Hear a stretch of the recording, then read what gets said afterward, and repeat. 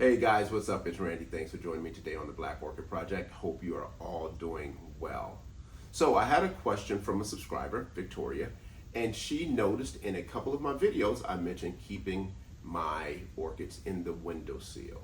And she's been told not to do that simply because it's going to get too much sun and too much heat and it's going to cause damage to the plant. And she wants to know which one is true. The truth is, it greatly depends on the age and updating of the building or house that you're in. So older buildings, older houses used to have single pane windows. And then the energy efficient era came along about 25, 30 years ago, and they started using double pane windows, but they also put a UV coating on the window. And therefore, it's going to cut down some of the UV rays that will burn your leaves, and also it's going to keep some of the heat out. So you are able to put your plant directly on the windowsill. I know what you're thinking. How do you know if you have energy efficient windows? Well, like I said, if you walk up to them, kind of look at them from the side, you'll be able to see a piece of glass, a space, and another piece of glass.